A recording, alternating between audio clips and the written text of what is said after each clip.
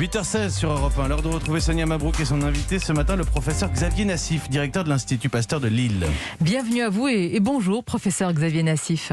Bonjour Madame Mabrouk et merci de votre invitation. Voilà, merci d'être avec nous. Nous allons, professeur, largement évoquer le traitement sur lequel l'Institut Pasteur de Lille travaille. Mais tout d'abord, je voudrais avoir votre avis sur ce qui se passe autour du vaccin AstraZeneca suspendu par des pays scandinaves du fait de rares cas de thrombose. La France, professeur, maintient son utilisation. Est-ce prudent ? Écoutez, moi je pense que le ministre de la Santé a pris la bonne décision. Ce vaccin AstraZeneca, premièrement, est un vaccin qui marche. Est un vaccin qui peut être fait par les médecins traitants parce qu'il ne nécessite pas de mécanisme de conservation particulier. Donc c'est un vaccin, comme il marche et qu'il est facile à faire, qu'il faut faire. La question est de savoir, ces quelques cas de maladies thromboemboliques qui ont eu lieu. Si j'ai bien compris, on parle d'une vingtaine de cas, alors qu'il y a plus de 5 millions de personnes qui ont été vaccinées en Europe avec ce vaccin. La maladie thromboembolique est une maladie fréquente. L'embolie pulmonaire n'est pas du tout une maladie rare. Donc, est-ce que sur 2 mois, parmi 5 millions de personnes qui n'auraient pas été vaccinées, nous n'aurions pas facilement trouvé 20 cas d'embolie pulmonaire, voire même plus? Donc, je pense que rattacher un événement qui peut être un épiphénomène lié à toute autre chose à l'injection d'un vaccin me paraît extrêmement compliqué et préjudiciable. Il faudrait surtout pas jeter le bébé avec l'eau du bain quand on sait que le retour à la vie d'avant, si on veut que nos cafés rouvrent et que nous retournions au restaurant, il va falloir qu'on se vaccine. Donc ça me paraîtrait délétère de proscrire ce vaccin pour ces raisons. Vous écoutez, professeur, on comprend que le rapport bénéfice-risque est assez évident, mais tout cela ne va pas favoriser la réputation de ce vaccin AstraZeneca. Soyons concrets, professeur Nassif, si quelqu'un de votre entourage vous demande conseil par rapport à ce vaccin, parce qu'il doit se vacciner là, dans quelques jours, peut-être nos auditeurs qui nous écoutent en ce moment, que lui diriez-vous ? D'aller se faire vacciner avec le vaccin AstraZeneca. Sans aucune hésitation. Sans aucune hésitation, voilà. Et le principe de précaution ne commande-t-il pas, professeur Nassif, de faire une pause pour avoir simplement du recul et un peu plus d'études et d'enquêtes ?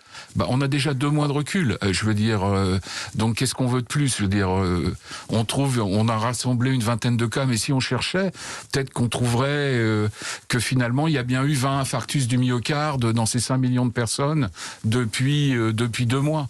On pourrait peut-être l'associer. Enfin, ça me paraîtrait déraisonnable dans l'état actuel des choses. Alors, Sanofi annonce ce matin le lancement, professeur Nassif, des premiers essais sur l'homme de son second projet de vaccin, le premier étant toujours en phase de test. Ce second projet qui est basé sur l'ARN messager, c'est un espoir ?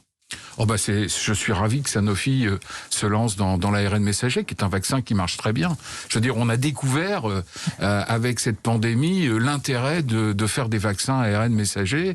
Donc je comprends que Sanofi ait envie de s'y mettre, alors qu'elle a peut-être un savoir-faire déjà pour faire des vaccins protéiques très importants. Ça, nous le savons, mais je trouve que c'est normal et ça me paraît être ce qui pourrait augmenter notre capacité vaccinale dans ce domaine. Professeur Nassif, c'est bien la technologie de l'ARN messager qui semble être finalement la plus efficace. Et évidemment, nous avons en tête, c'est une blessure d'orgueil. Et là, je parle de l'Institut Pasteur de manière générale, qui n'a pas misé sur cette technologie-là. Pourquoi, l'Institut Pasteur de Paris avait misé sur un virus qu'ils avaient déjà utilisé pour faire des vaccins, qui est un virus de la rougeole atténuée et qui marchait. Donc c'était tout à fait logique. Ils avaient cette technologie en main, ce savoir-faire, de le tester dans ce cadre-là.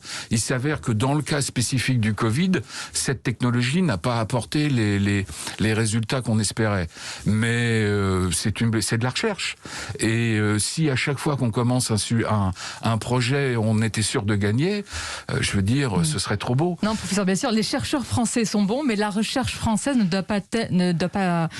qu'elle ne doit pas s'interroger davantage, parce que finalement, c'est ce qu'on va retenir, c'est que la France n'a pas son vaccin, pour le moment. Moi, je vous trouve très dur avec les chercheurs français. Je pense que les chercheurs français sont... Il y a d'excellents chercheurs, et d'ailleurs, il y en a beaucoup qui sont à l'étranger.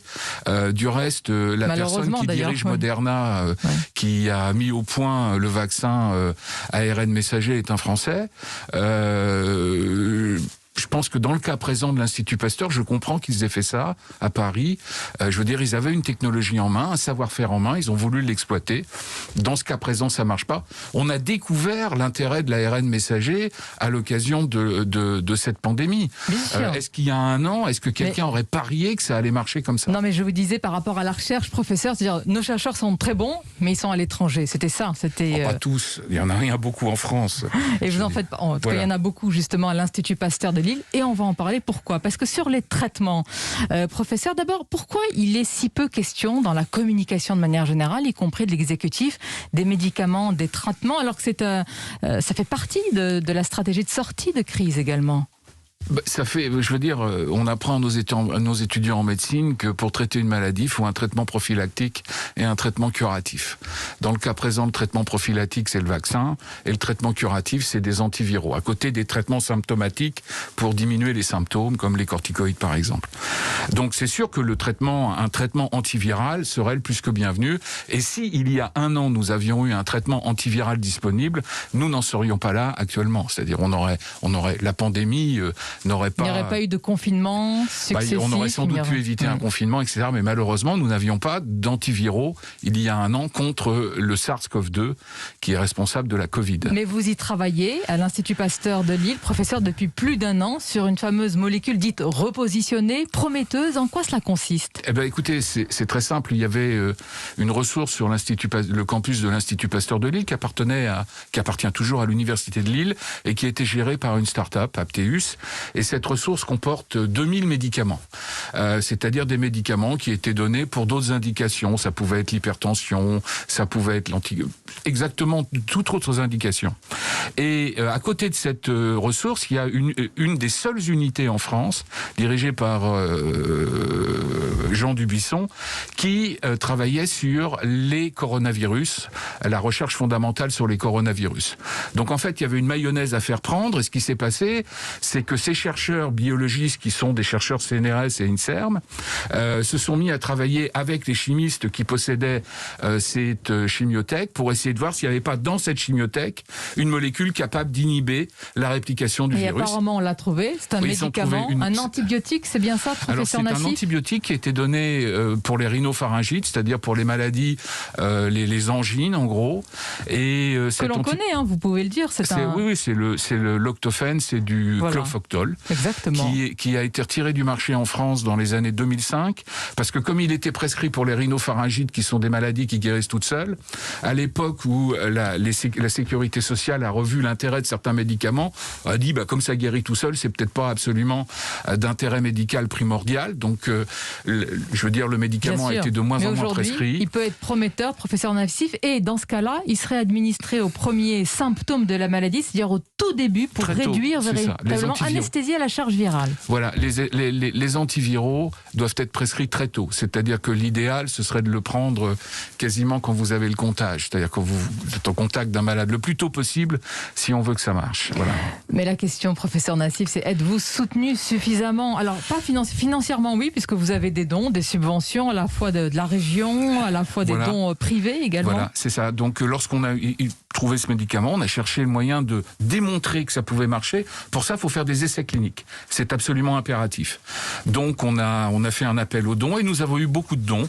Petits dons, gros dons, très gros dons. Et il n'y a pas de petits dons, tout est important. Il n'y a pas de petits dons, tous les dons nous engagent absolument. Et les gros, c'est LVMH notamment. C'est ça qui nous a fait un très gros don pour permettre de réaliser cet essai clinique avec une aide publique, l'aide de la région.